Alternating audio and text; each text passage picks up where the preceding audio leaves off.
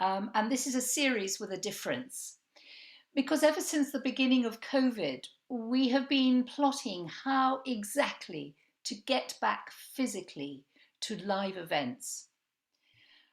Not an easy prospect, since through COVID, both Jewish Renaissance and the Lyons Learning Project instituted a number of changes. The first being an increased out-of-London audience for whom events must remain hybrid if they are to continue.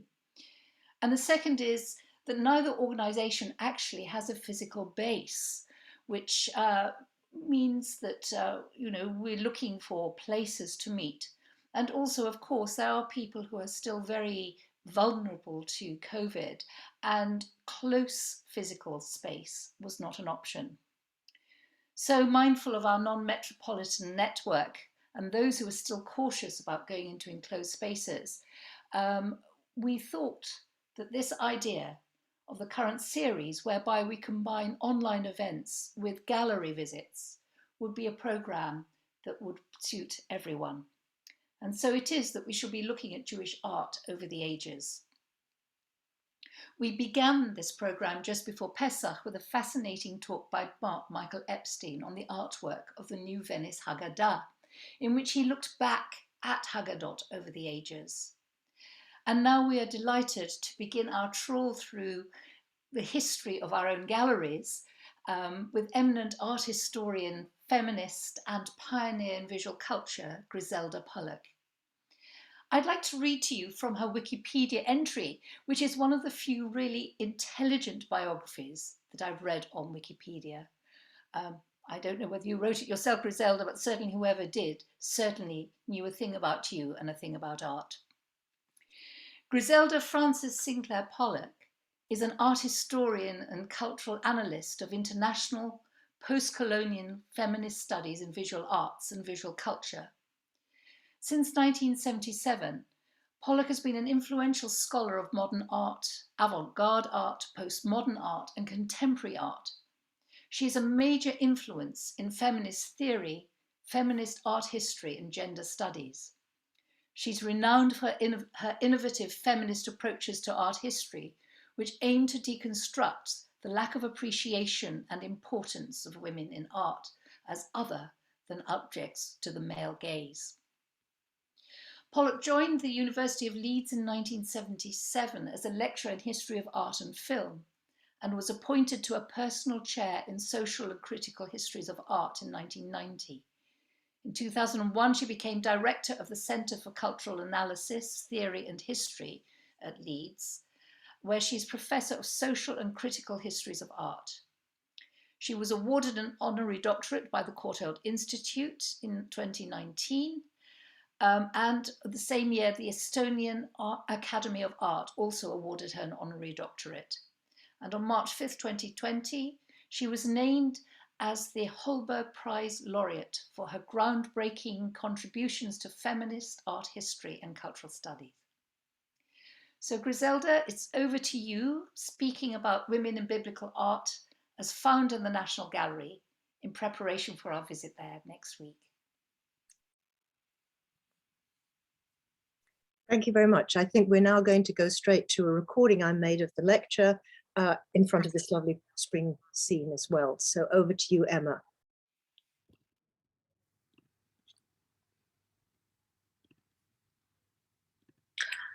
Hello, good afternoon. I'm delighted to be with you in this sense at the National Gallery for your class today. I'm going to talk about women, both secular and in terms of religious texts that we might encounter when we go into the National Gallery. But we encounter women in two forms, both as images, but also as the makers of images. So the National Gallery was founded in 1824 when the government bought a collection of 38 artworks from a Lloyd's underwriter called John Julius Angerstein, who was of Russian origin. And I'm not sure about the origins of the name, but it certainly wasn't a Jewish family, as far as I can see. By 2022, there were 2,300 works in the collection. So it's quite a substantial collection, not as vast as some of the other national galleries in the world. And one of my first articles that I ever wrote was about the National Gallery, and it was when I was a rookie art historian and also an emerging feminist. So the article was published in Spare Rib, and it was the result of a trip to the National Gallery to ask if there were any works by women artists. By looking in the catalogues and ultimately being allowed to go into the basements in order to find things that were not on show, there were 7 works by artist women. I call them artist women, not to make them women artists, but artist men and artist women, and 2 possible others, one of which was this work attributed to a late 18th century woman artist, Anne-Marie Benoit, because she had painted a young woman of African origin as the figure of liberty. This turns out not to be by a woman artist at all, probably by Fromentin. But anyway, let's go and see which these artists are, so you can look out for them if you go. One of the earliest artworks that they have in the collection is by Catharina van Hemessen, a Flemish painter, very widely known, and we have possibly one of the very first self-portraits of any artist in oil on canvas from 1548. And you can see 2 works, one of a woman, a noble woman with her special dog, and one of a noble man holding his sword. These are all very indicative of rank and presence. I showed just once, presented in 32, the other bought in 1878, which reminds us that people did know about women artists in the 19th century. Then we have Judith Leister, a very, very distinguished 17th century painter, a contemporary of Hals, who painted images. Here again, her self-portrait. You can see these images, and these images that look like everyday stories are actually very heavily allegorical in terms of Christian mythology, because you have there a boy with a cat and a serpent, and the little girl is pulling the cat's tail. So there's probably some little story there that goes with this image, a kind of parable of some kind. Women were very, very strong in the discovery of still life painting, but still life painting is not because they just think the flowers are beautiful. Tulips were one of the great sort of currencies and discoveries. The tulip bulb that was brought from China was one of the great bases of Dutch wealth. And we have here by a French artist, but also one of the most famous 17th century painters of flowers is a woman called Rachel Rausch, 1664 to 1750, where she was in fact acknowledged by all her contemporaries. And these images are related to a whole development of scientific involvement, and her father was a scientist. She is observing not only the sort of passing of time with the kind of fading of beautiful things as nature runs its course, but also the exploration of the liveliness of the natural world.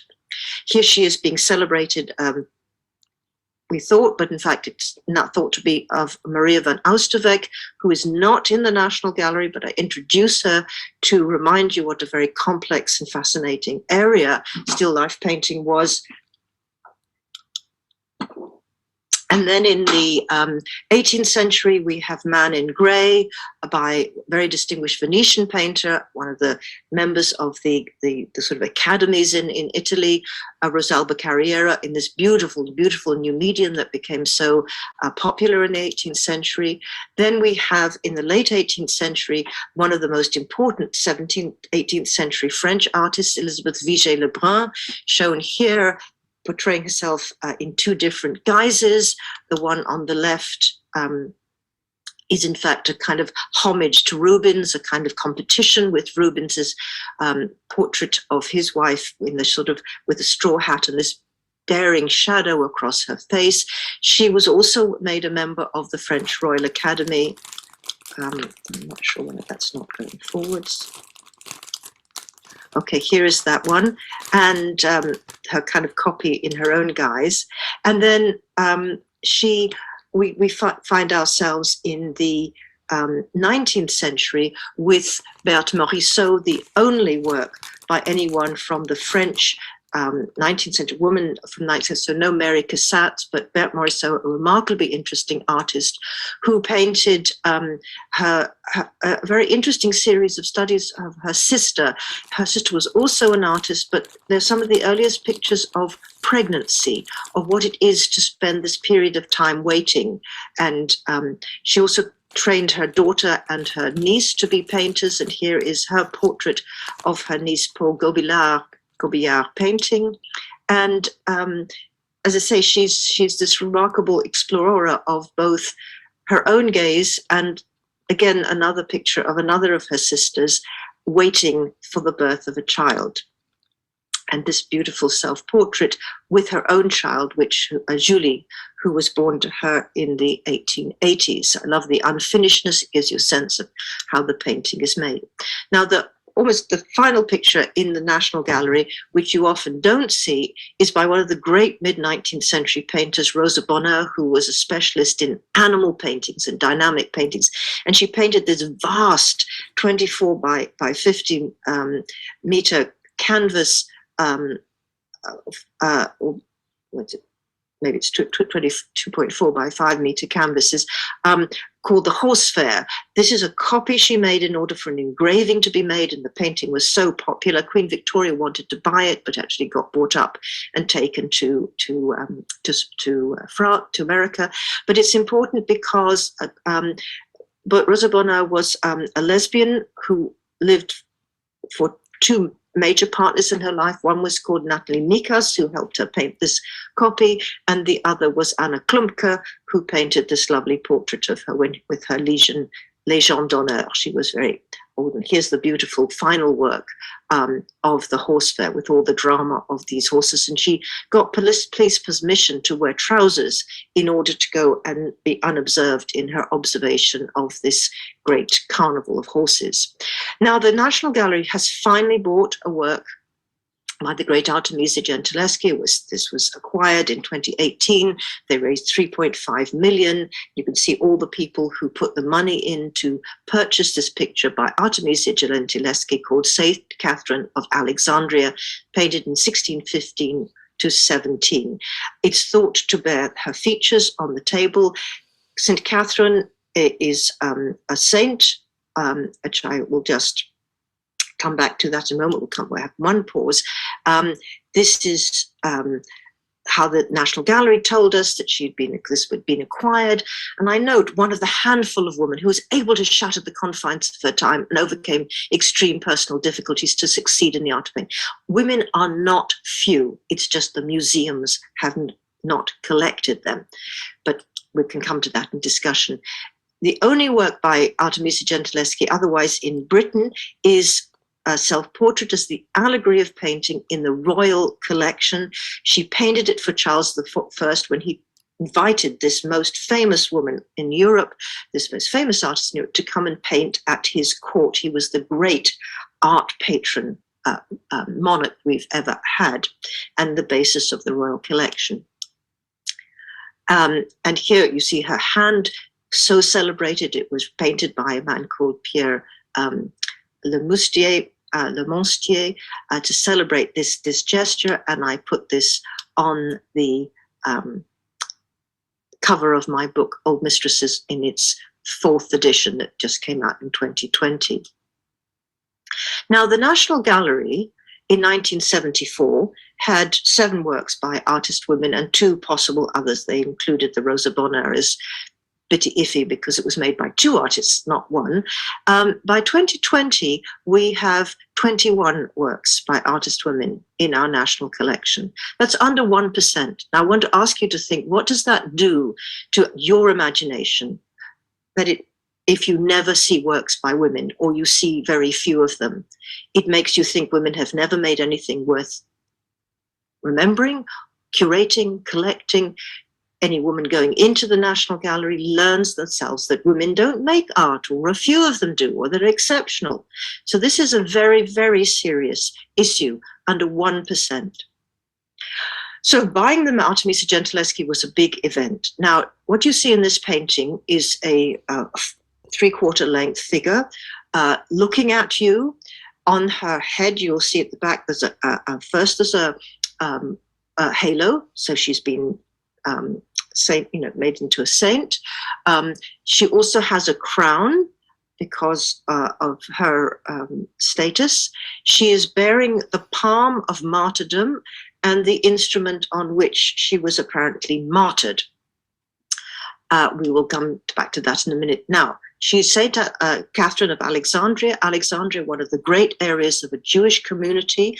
You can see when Alexandria built this great city to celebrate his conquest of Egypt, there is a considerable Jewish quarter was identified in it. So it has some interest for us.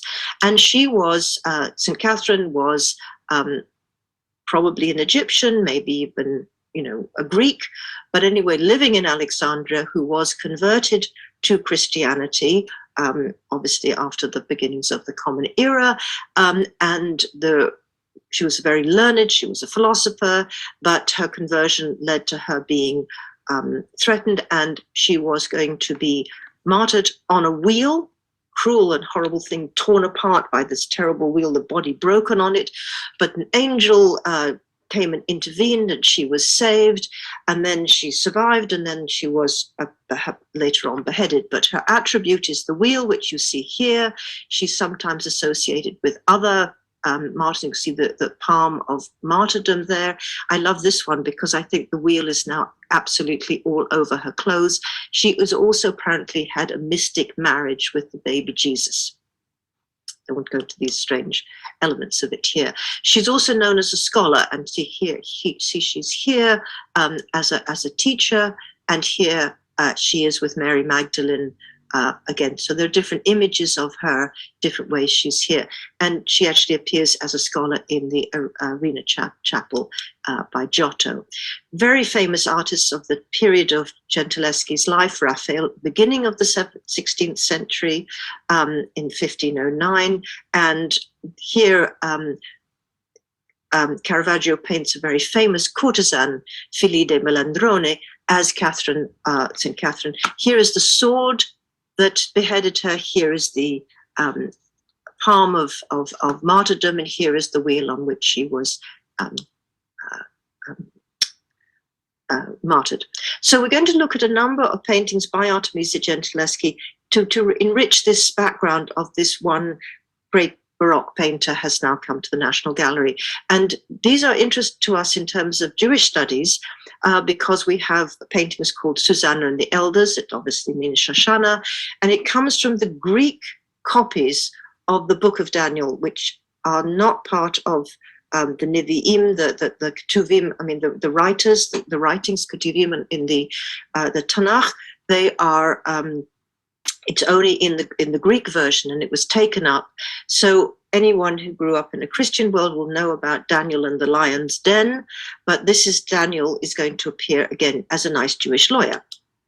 Now, what happens with this painting, which is the story is a young woman is bathing and is bathing, and two elderly and lecherous men come up and try to persuade her to have sex with them. She refuses. They then denounce her. She's about to be stoned for adultery, but then she hires a good Jewish lawyer, Daniel, who comes, and the two elders are investigated separately, and they identify a different tree as the tree behind which they were hiding, as a result of which they are put to death. So these paintings become very interesting in the 16th and 17th century because at once they're an occasion for painting a female nude, an erotic painting. At the same time, the message of the story is that lecherous looking will lead to your death. So they kind of have their cake and eat it. Now, what happens in this painting is significant for us is, of course, anyone with a Jewish background will know why she's bathing. Okay, she's having to bathe in running water outdoors, hence she is at the mikveh. And the timing of her bathing is to mark the end of her period of withdrawal from any kind of sexual activity. It's the end of her period, and therefore she is precisely, the link between the two is that she's available for sexuality. for sexual intercourse, as we will, these men are fantasizing about. So there's a kind of hidden knowledge which is not usually given when Christian writers write about the nature of these particular paintings. And what is very significant is that Artemisia Gentileschi painted this as a very young woman, you know, just in her early teens, and dramatically signifies two things that are important. One is the terrible kind of overwhelming pressure of these men's intrusive lechery in a way it's very, very compressed, and then the anguish on her face and the twisting of her body to hide a breast, which at the same time exposes the other one, as she tries to protect herself and signify, I do not want to be looked at, I do not want this pressure. She also painted another one, which is 1622, so 12 years later, which is in England, in Burley House. I'm sorry, I gave you the wrong information about where you can see her paintings, but in a very different style that she took up in the 1620s, but still this attempt to protect the body, which is very different from Tintoretto, which is a late 16th century painting, in which you have to search for the guys as they are sort of luring themselves, hiding here. They are looking from a distance, but she is on display and looking at herself. But we also have, after Artemisia Gentileschi, and potentially inspired in some sense by information about this, of a Rembrandt painting in which again he has the feet, you just see the outlines of the men peering through the bushes, and she looks at us to say, that signify this is not a desire to be looked at. And of course you have the sense that she's come down to bathe. This is not getting up in the morning, this is dressing, coming down to the running water. Again, the sense of the mikveh. Daniel of the Lion's Den here was taken up by Peter Paul Rubens. I just put this in for a chance. Other versions of this painting, this subject, it's very, very popular because it allows for this double message of exposure of the erotic and the teaching of the sin of lechery, which was very much part of the Catholic Counter-Reformation to manage the eroticization of vision. Now, Artemisia Gentileschi also paints Esther, or Hadassah as we know her, in Shushan, or Susa as it is now. And her big painting is the moment at which Queen Esther dares to go to before Ahasuerus to explain that she has heard through Mordecai that there is a plot to kill all the Jews. And so you have a wonderful staging of these two glorious sort of Italianate figures, you know, in actually 16th century dress, the Ahasuerus on the right, and here in this glorious robe of gold and yellow and the sash, as she faints between her two her two maidservants, from the fear of what it is that she has done to dare to come unbidden before the king, as he leaps up, this lovely dynamic of his leaping forward and her fading away. The painting of the subject you can see in the National Galleries by Sebastiano Ricci from the 18th century, a very different distant picture, very much a kind of Rococo painting, bequeathed, however, by the Mrs. Cohen, part of the John Samuel collection. Now, I haven't been able to find out more about that, but I'm pretty sure Mrs. Cohen, the two Mrs. Cohens in the John Samuel collection, this is some indication of a Jewish owner of a painting with a Jewish subject. Artemisia Gentileschi and Rembrandt. I want to bring these two together with another figure from the biblical resources of Bathsheba, which again involves this question of a woman bathing, a reason for her to be undressed or semi-dressed, and it is during the moment at which she is bathing. Now, this is not running water as it's painted here, whether Bathsheba was bathing or simply at her toilette or at the mikveh. She was, of course, spied from the palace by King David, who fell in love with her and then sent her husband off to the front line, where he was promptly killed, and married her. Now, whether or not she had any say in this is not so. It's another very problematic story to look at. But this is a very late Artemisia Gentileschi of Bathsheba at her toilette, in which we again see, even though the story is imagining her being seen from that distant balcony of King David's palace across the way. But it's a dramatic painting with a very kind of properly built body, a body that's had a child, in a sense, a body that is not an obviously erotic body in the way that these others.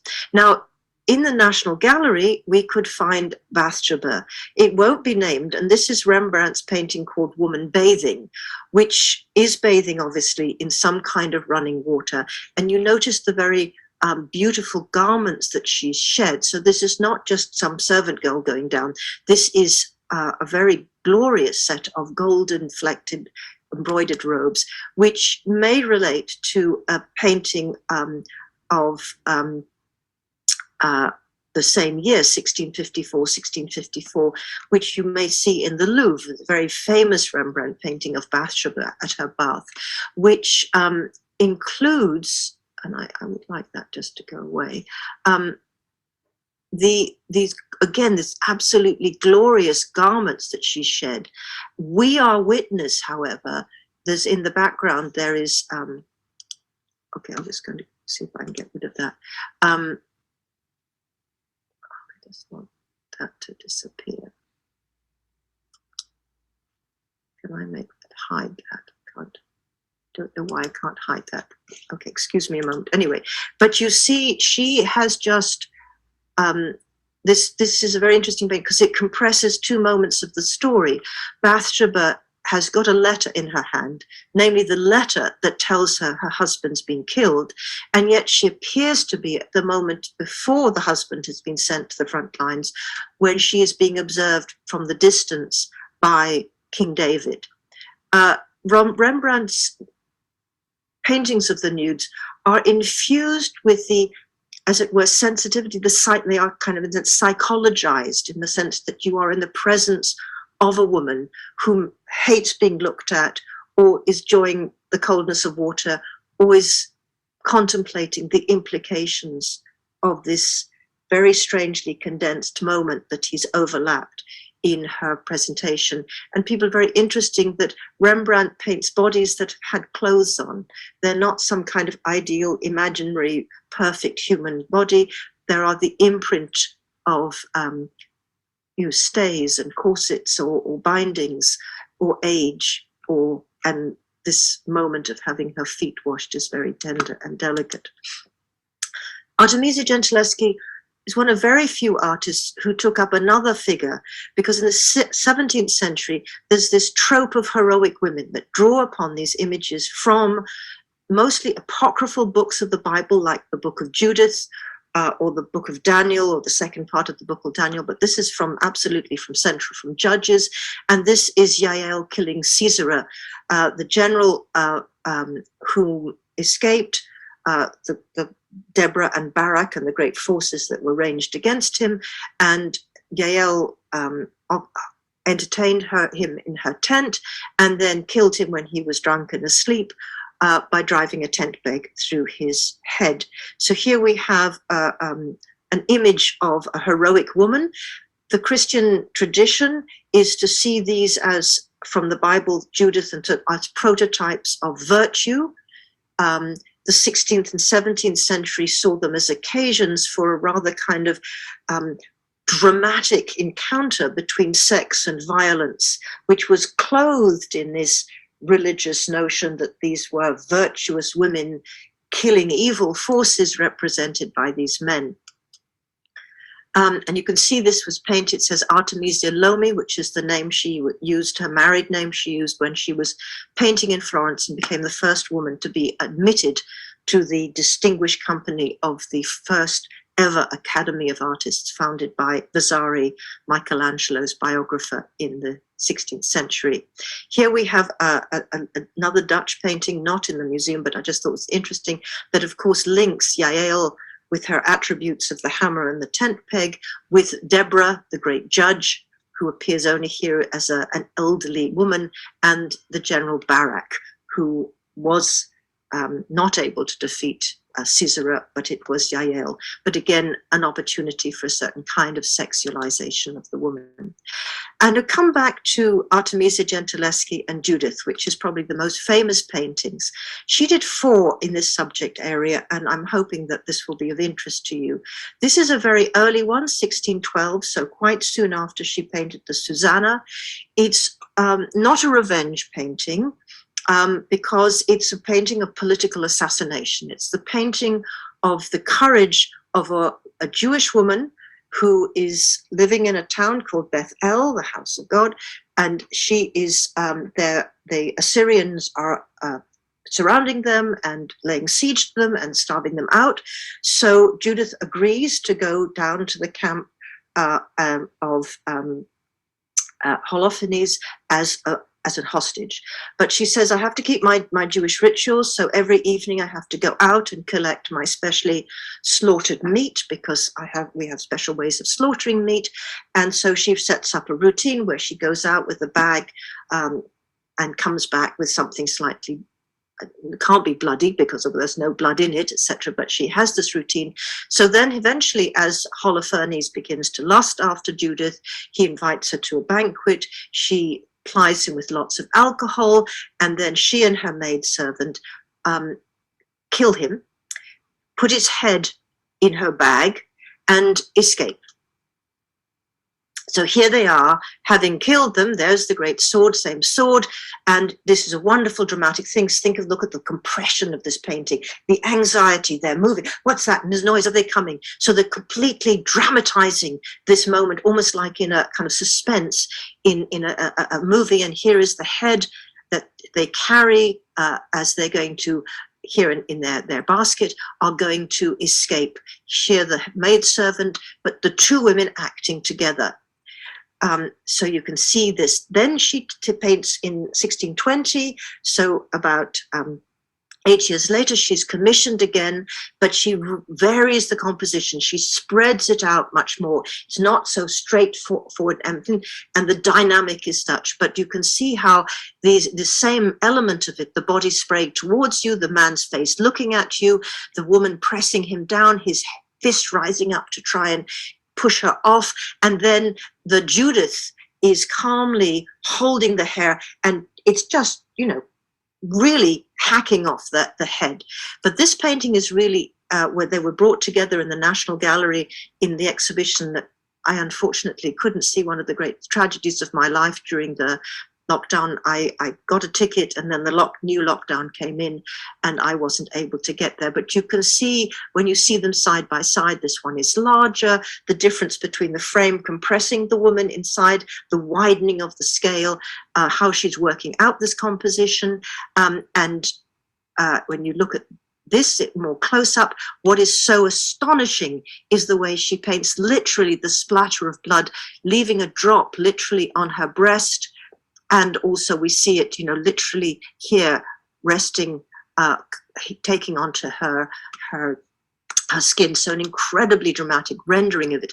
And then even later, 1 year later, she paints again the scene aftermath, here with this use of Caravaggio's darkness, so that there's nothing in the background to draw your eye away from the figures. They're propelled forward to you, and then the light is playing on these faces. They look up and, wait, what do you hear?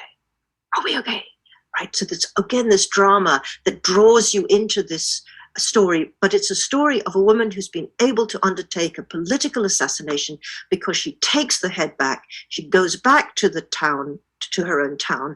They show the head in triumph from their ramparts, and the Assyrians find their general has been destroyed, and they leave, and the Jewish community which she represents is, for the time, rescued from the Assyrians. look at the beautiful gesturing and the use of the light. So she was one of the great artists who understood what Caravaggio had done in Counter-Reformation Catholic art to make these stories feel as if you were right there with them, experiencing it and experiencing what courage looks like. And also the use of very diverse faces, women's faces, very strong women's faces. One final thing I want to talk about is Lot and his daughters. A very complicated story because, of course, after the destruction of Sodom and Gomorrah, Lot's wife turns back, even though she's told not to. She looks back and is turned to a pillar of salt. And in the mass destruction, Lot's daughters believe they are the only people left on earth. And so they ply their father with wine in order to persuade him to lie with them, to have sex with them, and inseminate them and recommence the human race. So it's a very complicated story, probably a good thing to start the human race, but not in these terms. And it's interesting to compare the way in which Artemisia Gentileschi positions these two daughters in their attempt to get their father drunk, as opposed to Orazio Gentileschi, her father, who also paints it in his very, very different, very clear, much more kind of Raphaelesque type color, where you have them having had this event. There's the drink they applied them. She is obviously undressed. He is also undressed. And then they begin to see perhaps that there are signs that they have done something terrible because the world is beginning again without them.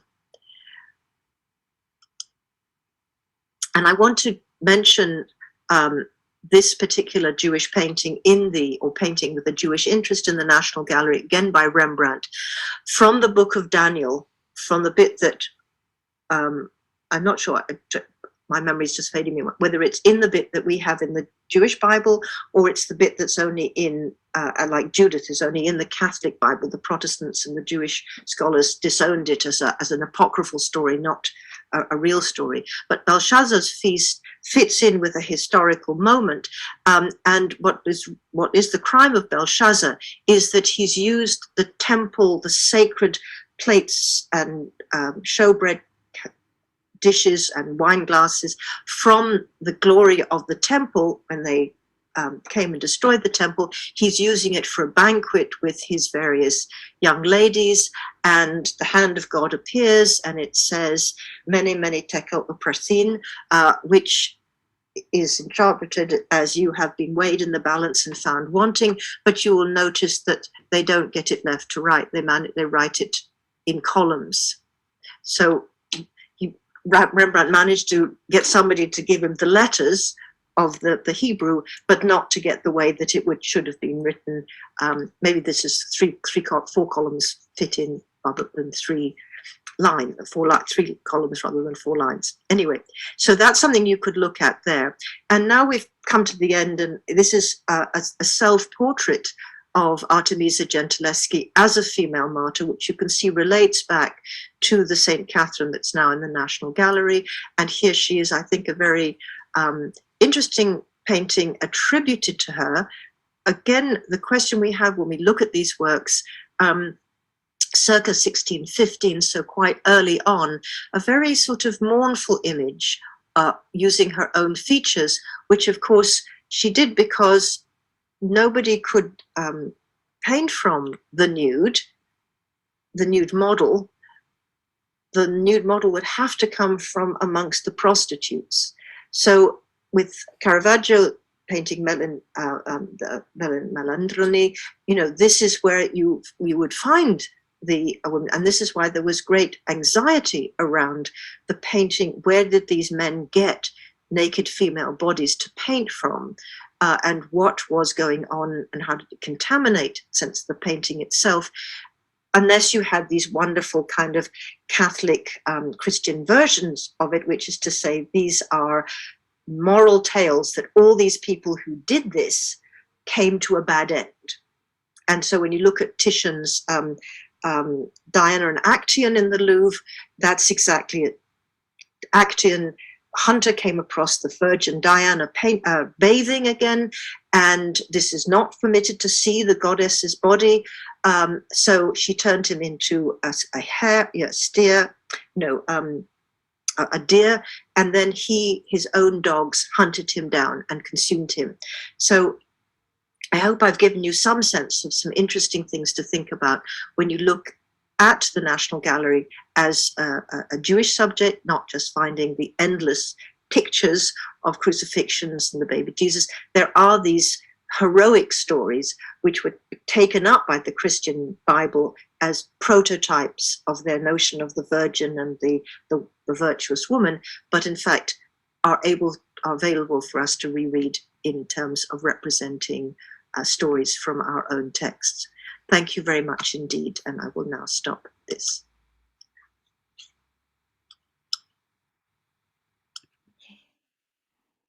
Thank you. Thank you so much, Griselda. That's fascinating. It raises up so many sort of questions about, I mean, would you say that, clearly Artemisia was painting the classical subjects that were being painted by everyone. But are they different? I mean, how would you define their difference? I mean, looking at them as a woman, how can you unmute? You'll need to unmute. Thank you very much, Sybil. That's a really, really interesting question. And it's not one I have a simple answer for, because I think this is all, in fact, what feminist research is about, because it's like a Scylla and Charybdis. Either they are just as good as men and doing everything that men do, that's fine, because they are just as well-trained and brilliant conceptually and imaginatively, or we end up saying there's a woman's way of doing things. Well, there can't be a woman's way of doing things, right? Because every single one of us as a woman is as different as every single man is different. Yet we have certain experiences in common because they treat us all as women, right? So if you have a society in which you manage women's sexuality by having a category of the pure wife who is kept incarcerated and must be a virgin, the daughters are sent, to special places and only under marriage. And then on the other hand, you end up with women who are designated for sexual purposes. You have class women as wives and prostitutes, or virgins and whores and all of that stuff. Then you're going to have to negotiate that. Okay, second point is that Artemisia Gentileschi could not have been as brilliant as she was and as successful as she was, had she not been painting things that passed, right? Because she's got to sell her paintings to the guys who are buying, the Titians and the Tintorettos and the Rubenses and the Rembrandts, etc. So reading her paintings for that, and I don't know why this is a strange echo on my sound, and I apologize for that. Why that is, you have to read it for subtlety. So that's why you have to read the composition. So what I was trying to say is that Gentileschi, as a matter of, when you see a lot of them, she takes the story and she reorientates where you are looking from. She makes you look with the women, right? So that's the key thing, which is, are you identified with an outsider who's likely to say, oh, yum, nice piece of flesh there, sorry about the guys in the background, or are you going to identify with the consciousness or the heroism? That's why I stress that, and I really want to stress this, because surrounding Artemisia Gentileschi is a whole reductive biography of an event that happened to her when she was a young woman, where by a lack of protection she became susceptible to sexual predation. And a trial exists because her father contested the sale of the theft of a painting and the theft of his daughter's virginity in the same trial, right? Property. Yes. Artemisia Gentileschi probably had a very bad time, and I'm sure it was a very stressful time, and she was tortured during the trial. She went on and had 5 children, She got married afterwards, had 5 children, which is interesting because she had never conceived during the time when she was subjected to the sexual predations of this man. But once the minute she got married, she was having babies all of, and then tragically lost all but one of them. Now, I think that's a trauma, an enormous trauma. Nobody ever talks about the trauma of her losses. What did that do for her? I don't know, but she also lost her mother when she was 13. And I've also talked about how she portrays the death of Cleopatra with a sense of what it is to see a dead woman, to see and loss. So I think there are some other interesting stories to tell about her in terms of child loss and warning any woman out there who has suffered that, even in miscarriage, let alone a birth and a child who dies in childhood, will know what this is. But she's not an artist that you study for that trauma. You study it for these heroic women. So yes, women's art is about finding the forms to articulate some experiences that women have that are not normally recognized, like I mentioned with Morisot. Whoever painted a pregnant woman in that sense of understanding this, what is happening to me? What is going to happen? What's happening within me? These are things which are precious, but it's not because women paint a whole lot of, other things systematically and men do that. They're all contributing to a sense of what human life is. Yeah. Which does sort of lead to the question as to whether women's art was never considered as good as men's art because possibly of the subjects that they chose, or simply because they were women. We have to clear this very clearly. Until the 20th century, art made by women was consistently admired. There are lots and lots and lots of women artists. So even in that little show I gave at the beginning, in every period, in every genre, in every school of art, in particularly the West, which I study, you will find recognized professional women with long careers, right? So this is the first thing. So why in the 20th century did this stop being recognized? That's the biggest question of all. Why is the modern 20th century wiped out women? And secondly, the question is that, I mean, all the evidence we have women becoming in members of the academies, women getting state funerals, women being celebrated in all ways, women being collected. And when I take you the Morisot, the Impressionist movement is one of the first fully egalitarian art movements. It's founded by a group of men and women as an exhibiting society, and they are there side by side. They have 8 exhibitions or 7 exhibitions, 6 exhibitions between 74. And there is Berthe Morisot, Eva Gonzalez, Marie Bracmond, and the Mary Cassatt. You want a great book on Mary Cassatt? I happen to have provided one. So presents for everybody from the Thames and Hudson. It's just been reprinted in color. But I mean, these were absolutely there on the same level as Degas and Manet. And I'll give you a little bit example of it in the sense that because there is no Cassatt, there's one Cassatt in Birmingham and one Cassatt in Glasgow. When you go to the National Gallery, you don't suddenly say, oh my God, this is an amazing artist. I must rush to the bookshop and buy a book, right? You don't, because you don't see it. So if I write a book about Mary Cassatt, nobody buys it because they don't want it, etc. The Americans do. She's very, very famous in America, not so famous in France, even though she lived her life there. So it's really, really important that we do not start with the premise that women were undervalued, underrepresented, and undersuccessful.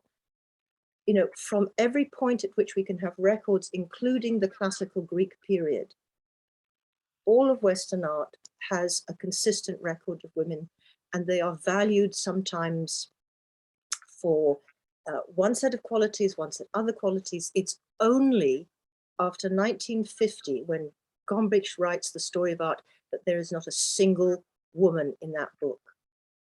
So it's a problem of the 20th century, not the past.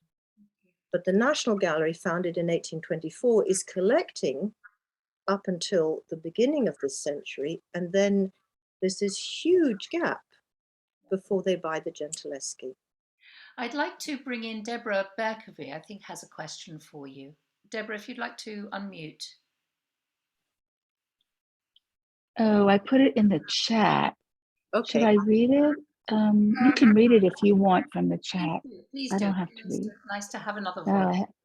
Okay, let me find it in the chat.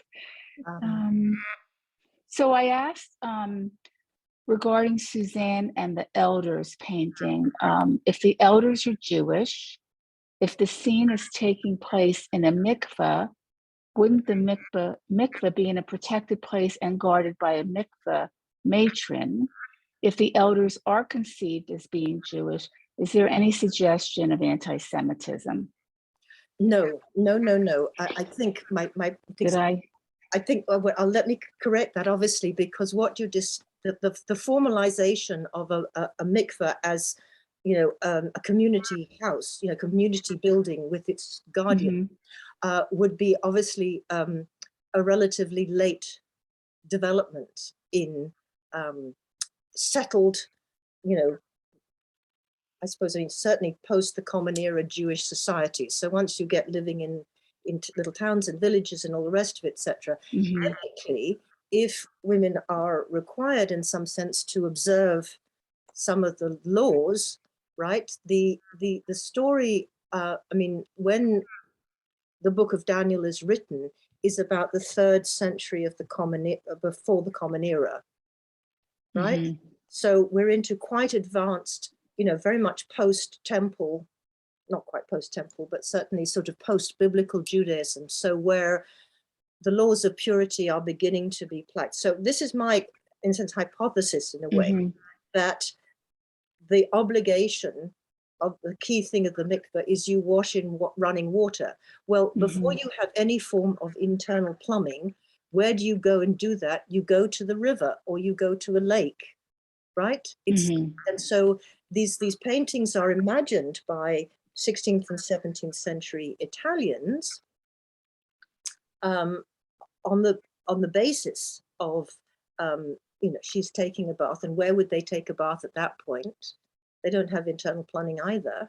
I mean, the Romans had it, but not many people after that had it till more modern times. So and if it has to be flowing water, it probably would have been outside. So it's not a liturgical painting.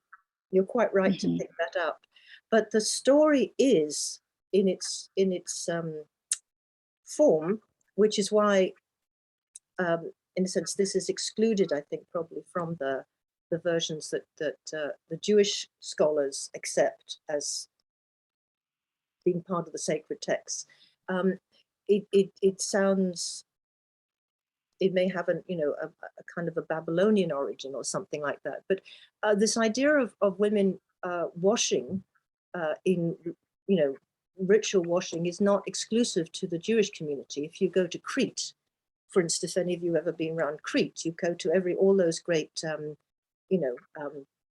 Cretan monuments, and you get taken to a lustral bath. And for years and years, I kept thinking, what is this lustral bath? You know, every woman's apartment has some steps going down and drainage.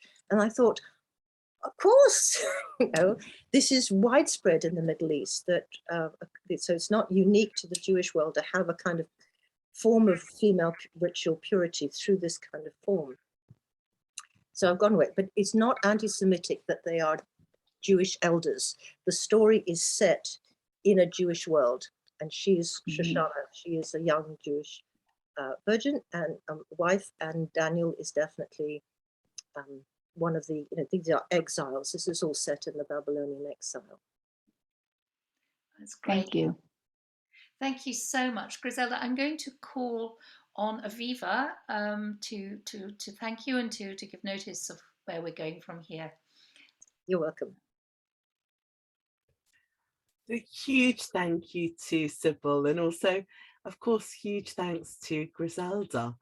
And it's so interesting for me to have that to hear your focus on Artemisia Gentileschi as an artist, not as a woman who's active, not as a passive woman who's had things done to her, which is so often the take. And we're absolutely going to pick up on that theme next week. So I'm hoping some of you in the audience are going to join us at the National Gallery and see whether we can view a couple of these paintings and have Griselda's view in mind and think about the female gaze and her gaze as an artist and her ways of looking at women as we explore. So thank you for giving her back agency, because I think that is so important. Well, no, yes, absolutely, she needs that. And, you know, if you as a Jewish visitor to the National Gallery, I went there once with when they opened the Sainsbury wing with my father-in-law, we kept saying, you know, they can't even get circumcision right, because, I mean, you'll see lots of circumcisions, you see lots of, you know, various sort of versions of, I mean, good old Miriam, who was, you know, called the Virgin Mary by them, but she was obviously called Miriam Bat somebody.